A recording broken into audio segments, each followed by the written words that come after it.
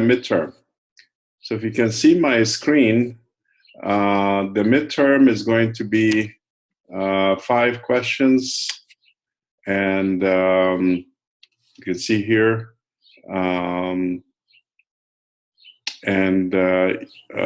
we will be allowed to 2 single-sided summary sheets. So this is just 2 sheets, 8.5 by 11, and you summarize all the equations that you'd like to have. And then you're allowed to have calculators on the exam. The scores for the problems, they're shown here as 20 each. However, I think problem 3 is going to be 15 points, and problem 5 is going to be 25 points, so it's a little bit longer. The properties of materials, we have aluminum, standard properties for the elastic modulus and Poisson's ratio, and for the steel are given just in case they're needed. They may not be needed, but this is just standard in here. And the exam is going to be held Saturday, and there's 2 versions. I think one would be proctored at your site if that's arranged ahead of time, and the other one is at UCLA. So that's kind of basically what I wanted to discuss regarding the exam, and I wanted to see if anyone has questions on the implementation of the exam.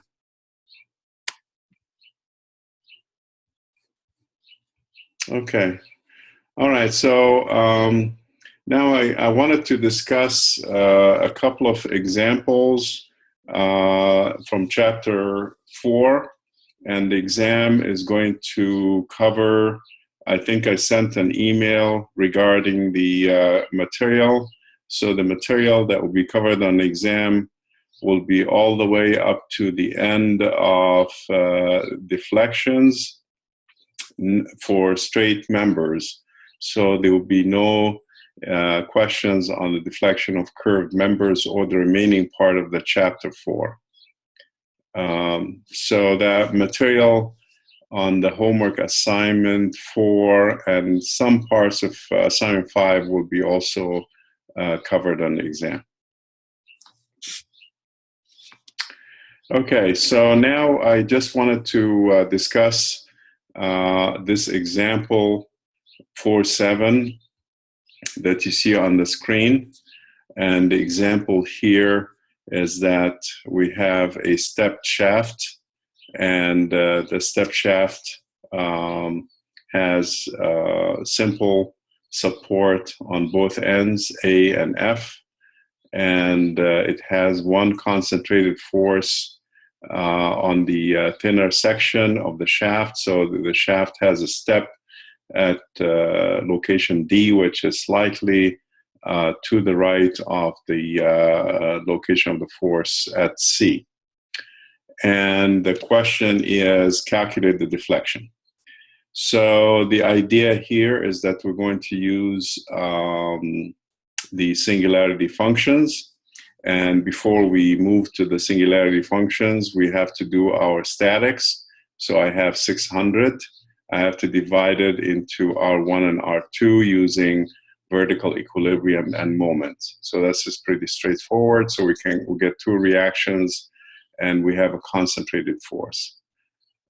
In case we have a uniform distribution, then we would have to include that in the vertical equilibrium and in the moment equilibrium. So at the end of the day, we would have reactions R1 and R2. And then in deflection calculations, the idea is to represent, if you're using singularity functions, is first to write an equation for the moment using the various forms of singularity functions that we have.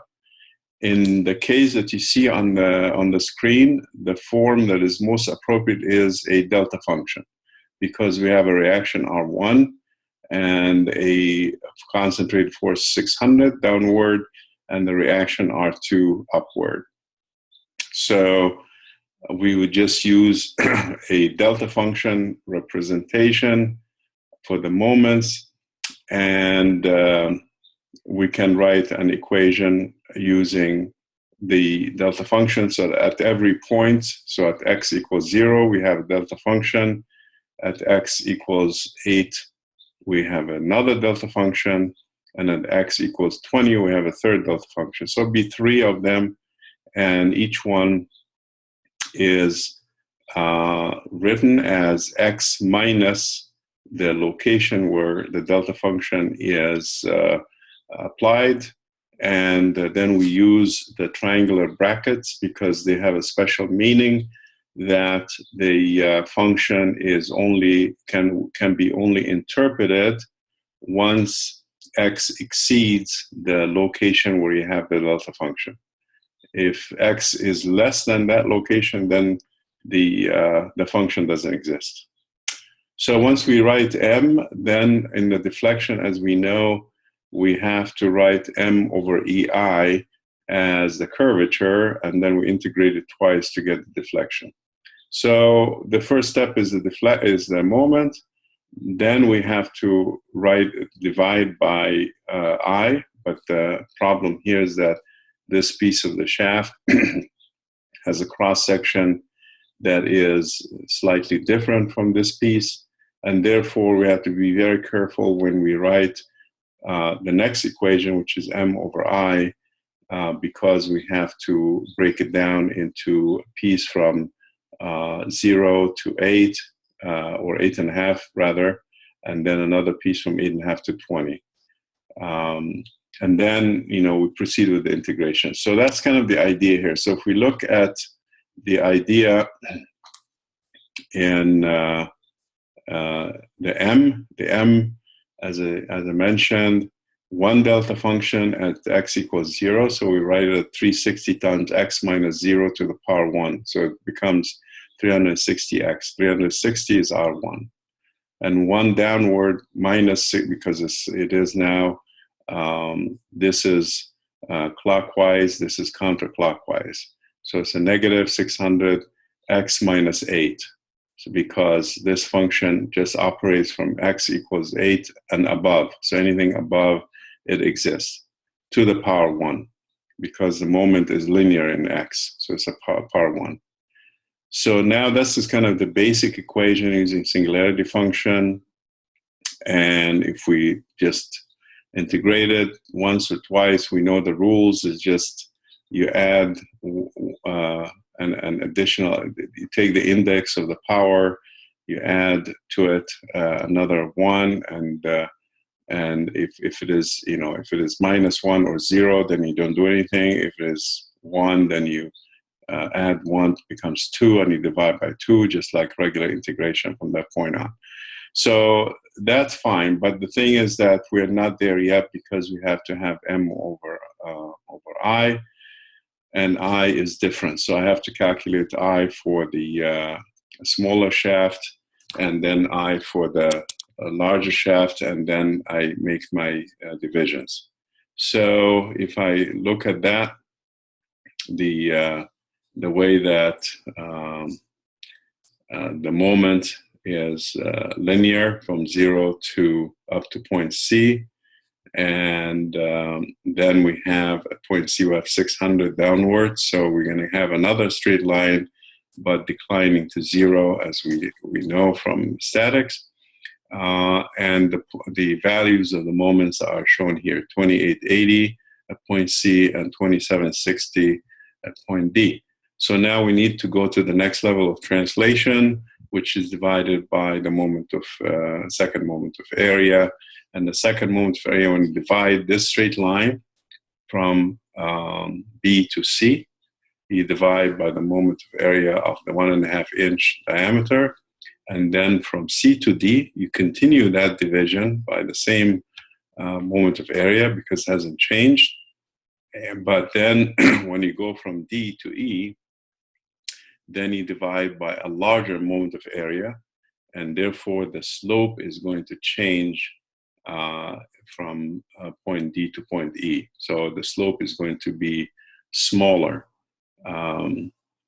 And therefore, what we have to do is take as a basis, the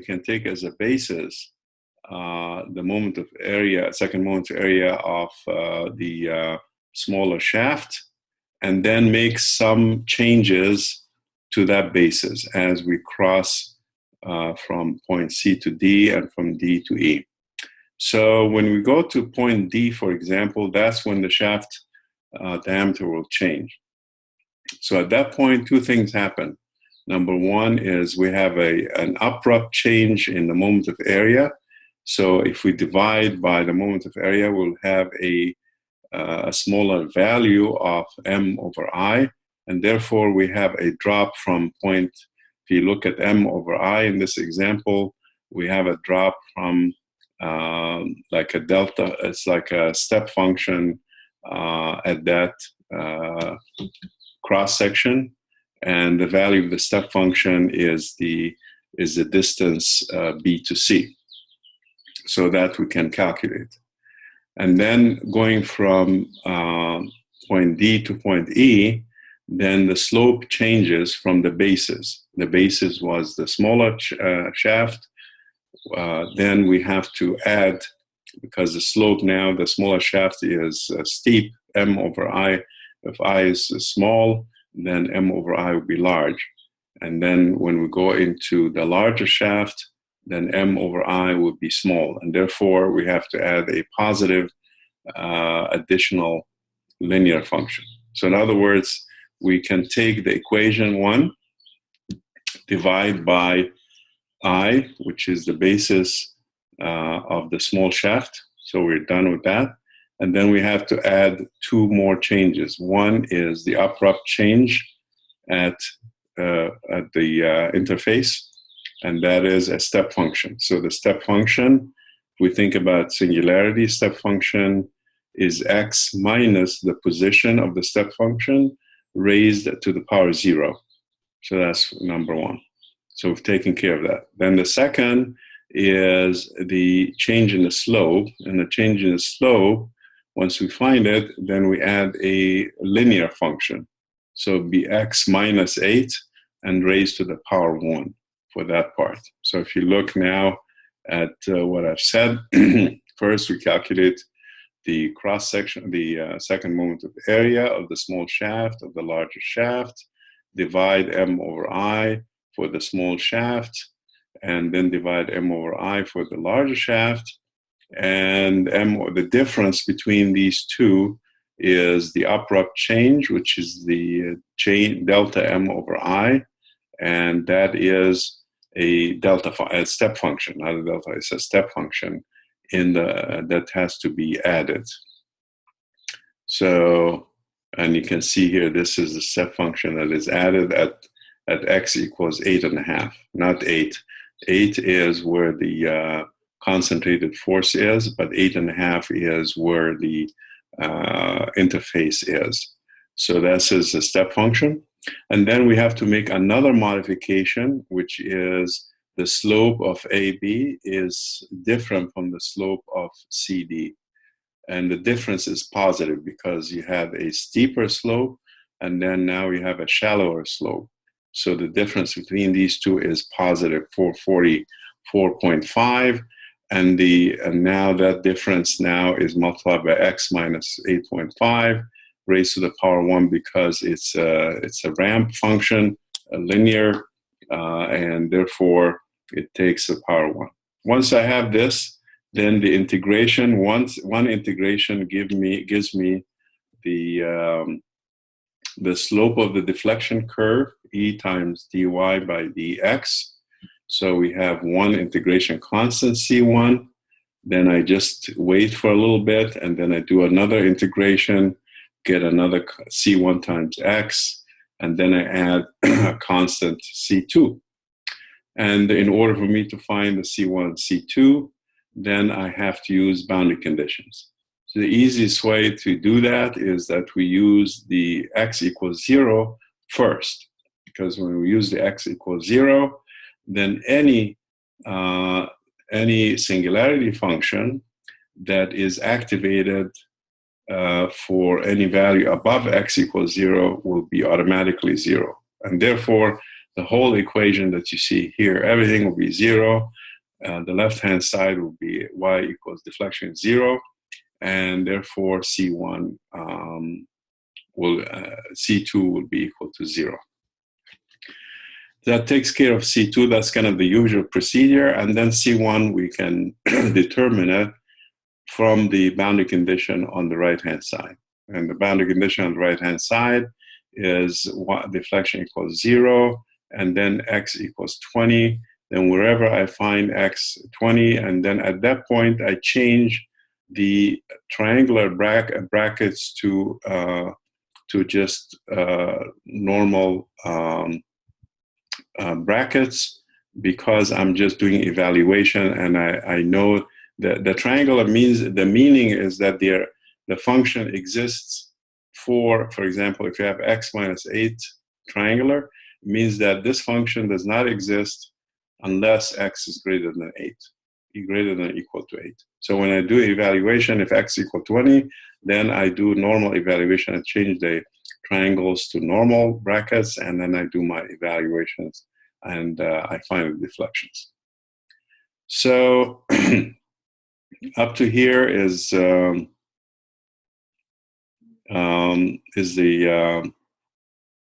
let me just see if it seems like everybody's muted here, so I just wanted to make sure that you guys are with me. So let me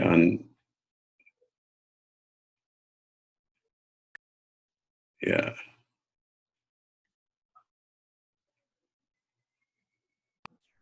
Okay, so for some reason it was muted, so sorry, I I didn't notice that. So now I think I kind of made my points on that example, and I wanted to listen to any questions you may have.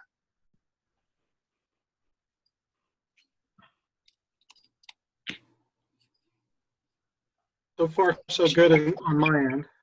Okay. Kristen, do you have any questions? Or Anthony? I think I'm okay, actually, with all these questions. I mean, it makes sense. Okay. Thank you, Dan. All right, so that's one example that kind of illustrates. Now, suppose that I have a force system that is different, like maybe several individual point forces, or a point force and a distributed force, or any other combination. I can do the same using superposition. Like I can either write the moment equation for all of the forces that are applied, or I can write them for each one and then use superposition. So whichever is more convenient, you could do that for a kind of combined forces. Okay, so now I'm gonna, any questions?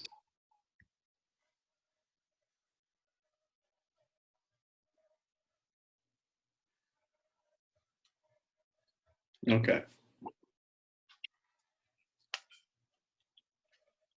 I don't know why it gets muted. I'm not really sure. Yeah, maybe something is in the settings here.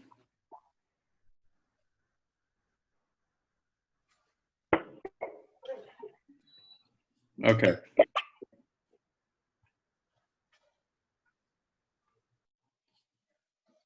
All right, so the second topic that I wanted to discuss today is a topic of elastic energy and deflection using Castigliano's theorem.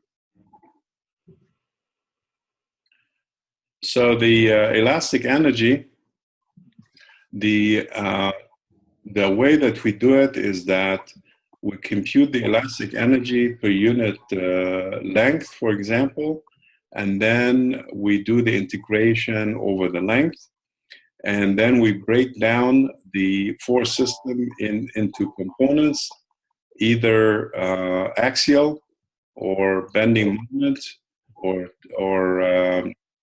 torque or direct shear. So it's just like bookkeeping. So if I have more than one component, I would calculate the elastic energy stored for each one, and then I add them together. So the formulas that we developed in the in the lectures is for the strain energy per unit length for an axial load is F squared divided by 2AE. So this is per unit length. So the bottom is 2AE. And all what I have to do is find F as a function of X and integrate it. So it's just basically an integration of F squared over 2AE. So having said that, then the rest is pretty much the same. So if I have moment, it's M squared over 2EI. If I have a torque, it's T squared over 2TJ. If I have a direct shear, it's V squared over 2AG instead of EBG, and so forth. So this is kind of the form, and of course you can summarize that yourself, but the form is very consistent. You have the square of the loading divided by some kind of a product of an elastic modulus and the area, cross-sectional area. So the name of the game really is an integration game, if you think about it, very similar to what we've done in calculus some time ago. So that's kind of the idea. Now, I can take an example to show how this works. And here are the formulas that you can see. Everything is square of the loading, and then 2AE, square of the loading, 2GJ, and so on. Now, comments here. If I have bending, for example, the bending can produce also a shear force associated with the bending. So if the bending comes from concentrated load, then I can calculate the moment as a function of distance and then compute the elastic energy stored as a result of that moment. And in addition to that, I'll have another elastic energy stored as a result of transverse shear, because if I have loading, as we know, the load produces V is the shear, and then V produces M. So wherever you have M, then you'll have a V. And therefore you have energy stored as a result of the transverse shear. The comment that I wanted to mention here is that practically, if the member is thin, then the shear contribution is small. So the thinner the beam, the less energy stored in transverse shear. And the majority will be stored in bending moments. So that's kind of what we have here. So let's see if I have a couple of quick examples. For this example, if I have a concentrated force and I want to find the elastic energy in the beam, then that's a pretty straightforward, because M is equal to minus F times X, and I square that, and then I integrate it and divide by 2AE. There's no change in the cross section. From here, the material is the same, and therefore the integration is pretty straightforward. So that's what we have here. And then you have the moment here, M squared is given by minus Fx squared, and then EI is the same, so you can go ahead and do that.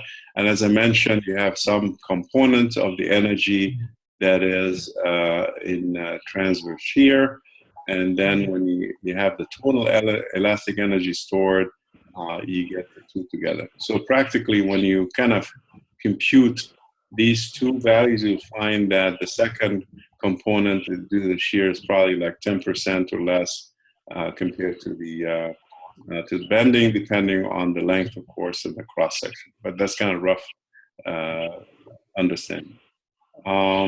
So this type of beam here acts as a storage device. You just add a force, and you store elastic energy in it, and you can compute the elastic energy. So that's kind of the straightforward example, but of course things can get a little bit more more involved if we have different kinds of loading, like a number of concentrated loads, as we'll see in a minute. So that's kind of the idea of elastic energy. Now, the idea of Casagliano's theorem is a really very important theorem, and it tells us that the deflection in the direction of the force is the rate of change of that elastic energy with respect to the force. So delta is just the derivative of u with respect to that force. So if we look back again to the result, you find that u has a form f squared L cubed over 6EI, plus this constant comes from the averaging over the cross section, and then you have f squared L over 2AG, which means that the elastic energy is quadratic in the force. Quadratic is like now we don't really worry about its dependence on x. It's just for the whole beam. You have an elastic energy, and it depends on the force to the second power. So if you take the derivative of u with respect to that force, you just use normal derivative, be 2f times that. And here's 2f times that. And therefore, you can get a deflection. Equivalently, if I want to get the slope of the beam at any location, I can take the derivative of the elastic energy with respect to the moment at that particular location. So this is the theory, and we can do it like here. This is u, f squared L cubed, and then here f squared L. And then you find the deflection, you take the derivative with respect to f, then, pretty straightforward, no problem in the calculation. Now, if I have now a location that doesn't have really, like this example here, I have a step shaft that has a concentrated force at point A, and it doesn't have any force at point B, and I'm still interested in finding the deflection at point B. So there's no force. There's no force that is in the direction that I'm interested in. So the idea here is that in order for me to deal with this situation, I add a fictitious force, Q, that has a value that is vanishingly small. I can just think in my head that it is, let's say, 10 to the minus 6 of some number, very, very small, but I keep it there, and I find the elastic energy, including this fictitious force Q, and then when I want to find the deflection, I take the derivative with respect to this force Q. So in this example, I have two forces, F, which is the real force at A, and I have Q, which is a fictitious force at B, and now I wanted to find the moment distribution, which is given as a, I have now to the moment due to the force at x equals L, at x equals 0 is equal to minus Fx. And I can find the total elastic energy for including the Q and the F, and then take the derivative. So this is one way to do it. Another way is to directly find the derivative, the delta, by taking the derivative of the function under the integral. So this way, equation 2 is, you remember we have m squared over 2EI. So if we take the derivative with respect to f, then m squared becomes 2m over 2EI. So we have m over EI, and then you take the derivative of m with respect to f, just like partial derivatives. So it ends up with equation 2. Equation 2 is more convenient because it's direct to calculate the displacement. I don't need to calculate the total elastic energy stored in the beam anymore. If I'm interested only in deflection, I use equation 2. So in equation 2, I break up the beam into two parts, one from 0 to L over 2, because it has a second moment of area I1. And then from L over 2 to L, it has a twice as much because it's a beefier section of the beam, but the moment is still minus F times X. This is M here. I have it minus F times X. And dm by df is minus X. And then I do the integration.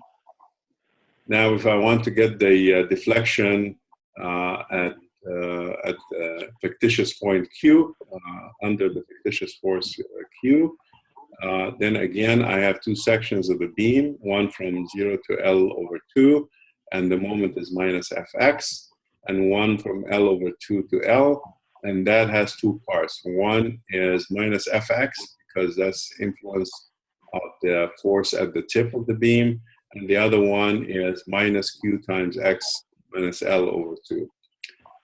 This division, as you see in equation 3, is like breaking things systematically and not really worrying about singularity functions. So this is the good old way of writing moment equations without even thinking that there's something called singularity functions. But it is the same thing. Like I could have written it in one equation with the triangular brackets in the singularity function. So either way would work as long as you know that the form of the moment just changes from one section to another. And I can take the derivative with respect to Q. The first part is 0, and the second, in the second section or the second half of the beam, the derivative is minus X minus L over 2, and therefore I can determine the deflection under this fictitious force Q. So that's kind of a quick rundown, like just a few examples that I felt were important, and I think you have in the homework assignment of 4 doesn't have the Castigliano as much, but it has some deflections using either superposition or using the singularity functions, which we covered. And then the other part, I think, that goes into homework assignment 5 is going to have more of the Castigliano. So now I think this is my formal presentation for the for this part, and I wanted to see if you have any questions.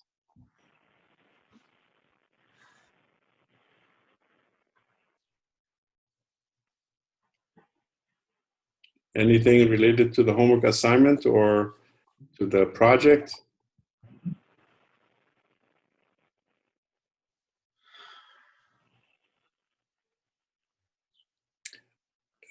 Should I talk about the project or everything is okay?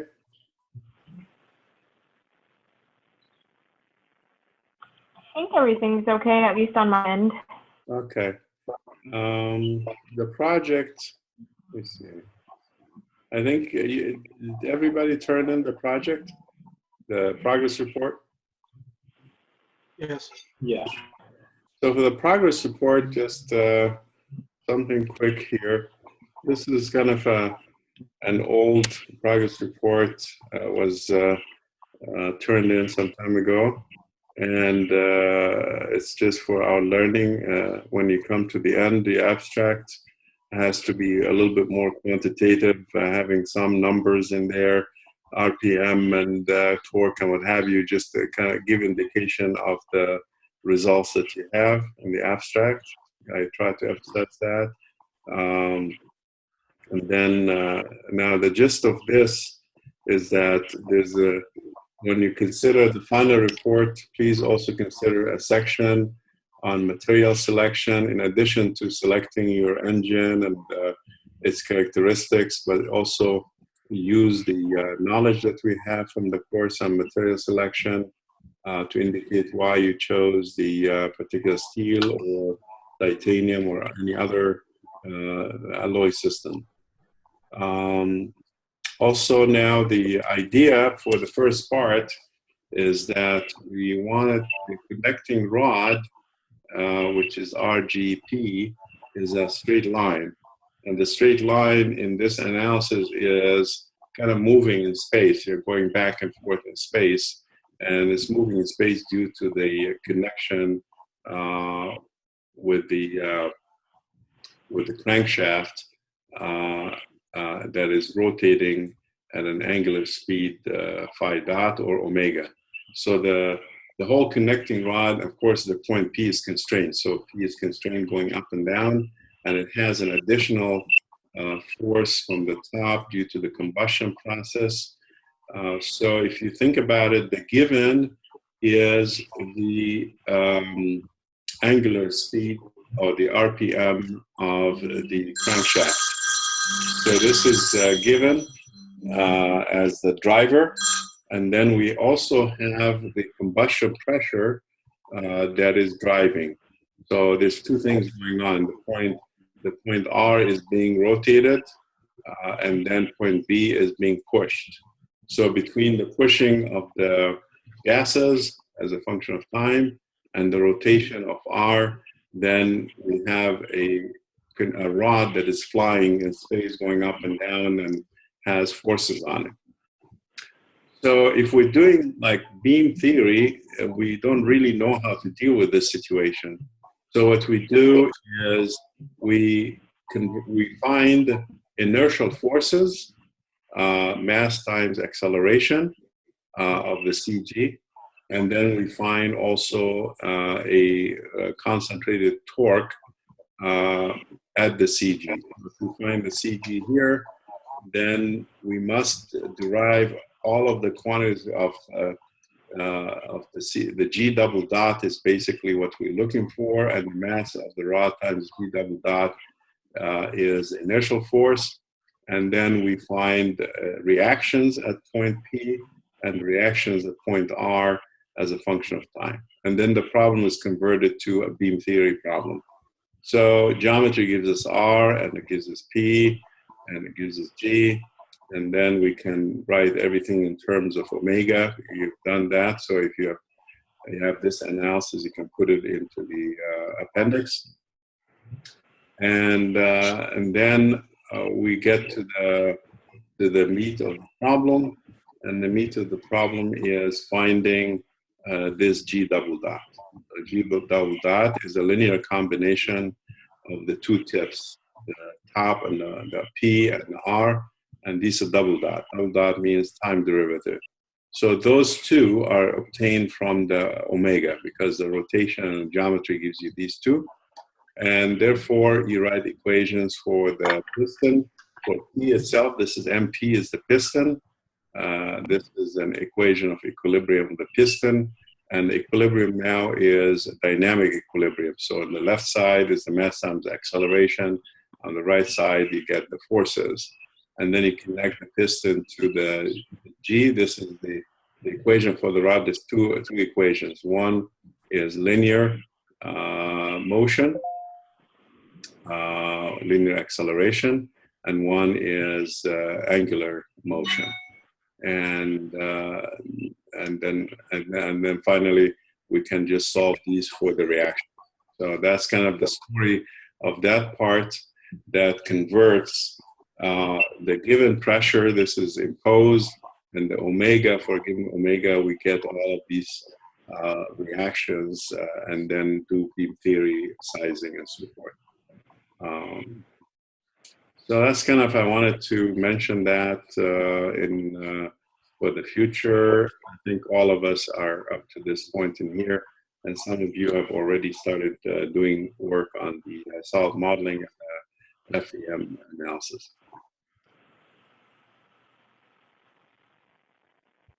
Okay, so that's all what I have now. I'm just open for any questions or discussions.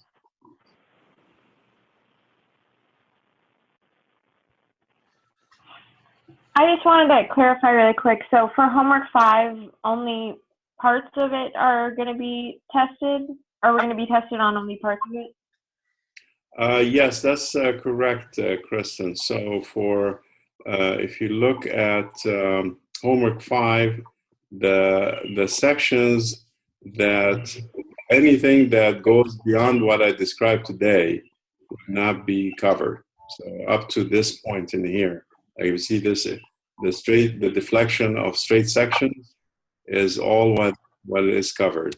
And I think in homework 5, we have problems on curved section, deflection of curved sections, which I haven't covered in here, and that would be beyond the test on Saturday. Okay, thanks. Yeah.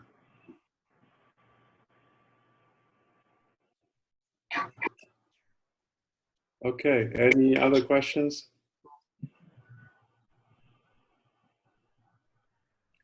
All right. None. Yeah. Justin? Nothing here. Okay. Anthony is okay? Yeah. All right. Thank you. Okay, so good luck, everybody, on the test on Saturday, and I'll see you then next week. Well, the morning session is still Saturday morning if you want, or we can shift it. So I'm open to any suggestions. If it is convenient that I give it on Friday, I can discuss it Friday, or we can shift it still. Because I think Saturday you're going to be studying for the midterm. Yeah. Yeah, I'll be on my way to UCLA. So Yeah. So let's, yeah.